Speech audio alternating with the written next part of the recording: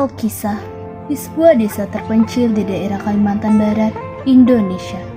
Hiduplah seorang janda tua dengan seorang putrinya yang cantik jelita bernama Darmi.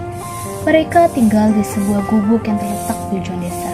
Sejak ayah Darmi meninggal, kehidupan mereka menjadi susah. Ayah Darmi tidak meninggalkan harta warisan sedikit pun. Untuk memenuhi kebutuhan hidup mereka, Ibu Darmi bekerja di sawah atau ladang orang lain sebagai buruh pahan. Sementara putrinya, Darmi, seorang gadis yang manja. Apapun yang dimintanya harus dikabulkan. Selain manja, ia juga seorang gadis yang malas. Kerjanya hanya bersolek dan mengagumi kecantikannya di depan cermin. Setiap sore, ia selalu hilir mudik di kampungnya tanpa tujuan yang jelas, kecuali hanya untuk mempertontonkan kecantikannya. Ia sama sekali tidak mau membantu ibunya mencari nafkah. Setiap kali ibunya mengajaknya pergi ke sawah, ia selalu menolak. Darmi, bisakah kamu ikut ibu ke sawah, nak? Apaan sih, Bu? Aku nggak mau ikut ibu ke sawah. Nanti kecantikanku luntur, Bu. Apakah kamu tidak kasihan melihat ibumu ini, nak? Enggak, secara kan ibu sudah terlalu tua. Karena nggak mungkin lagi ada yang laki-laki yang mau sama ibu. Sedangkan aku, Bu, aku masih cantik. Dulu, nak. Baiklah, kalau begitu, ibu pergi ke sawah dulu ya. Kamu hati-hati di rumah. Mendengar jawaban anaknya itu, sang ibu tidak dapat berkata-kata lagi. Dengan perasaan sedih, ia pun berangkat ke sawah untuk bekerja.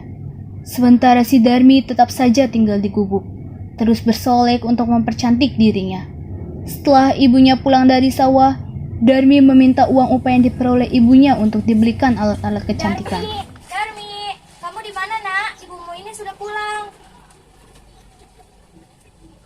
Bu, dari mana saja sih, Bu? Lama banget. Aku kan lapar. Ibu habis dari sawah, nak. Lama banget. Cepat masakkan aku makanan. Mana uang muka hasil bekerja ibu? Jangan, nak. Uang ini untuk membeli kebutuhan kita hari ini. Tapi, Bu, aku sudah habis. Aku harus beli yang terbaru. Astagfirullah, nak. Kamu memang anak tidak tahu diri. Tahunya menghabiskan uang tapi tidak mau bekerja. Meskipun marah, sang ibu tetap memberikan uang itu kepada Darmi. Keesokan harinya, ketika ibunya pulang dari bekerja, si Darmi meminta lagi uang upah yang diperoleh ibunya untuk membeli alat kecantikannya yang lain. Keadaan demikian terjadi hampir setiap hari.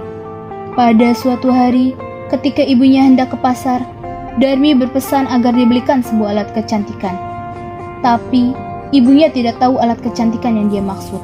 Kemudian ibunya mengajaknya ikut ke pasar. Ibu ingin ke pasar ya? Iya, nak. Kalau belikan aku alat kecantikan yang paling terbaru ya, Bu. Kalau begitu, ayo ikut ibu ke pasar. Aku nggak mau, Bu, ikut ibu ke pasar. Tapi, ibu tidak tahu alat kecantikan yang kamu maksud itu, nak. Namun setelah didesak, Darmi pun bersedia menemani ibunya ke pasar. Aku mau ikut ibu ke pasar, tapi dengan satu syarat. Ibu harus berjalan ke kawanku. Kenapa seperti itu, nak? Aku malu, Bu, pada orang kampung jika berjalan mendampingi dengan ibu. Apa harus malu, nak? Bukankah aku ini ibu kandungmu? Bu, ibu seharusnya berkaca. Lihat wajah ibu dan pakaian ibu yang sangat kotor itu. Aku malu, Bu, punya ibu seperti itu. Walaupun sedih, sang ibu pun menuruti permintaan putrinya. Setelah itu, berangkatlah mereka ke pasar secara beriringan. Si Darmi berjalan di depan, sedangkan ibunya mengikuti dari belakang. Meskipun keduanya ibu dan anak, penampilan mereka kelihatan sangat berbeda. Seolah-olah mereka bukan keluarga yang sama. Sang anak terlihat cantik dengan pakaian yang bagus, sedangkan sang ibu kelihatan sangat tua dengan pakaian yang sangat kotor dan penuh tambalan. Di tengah perjalanan, Darmi bertemu dengan temannya yang tinggal di kampung lain.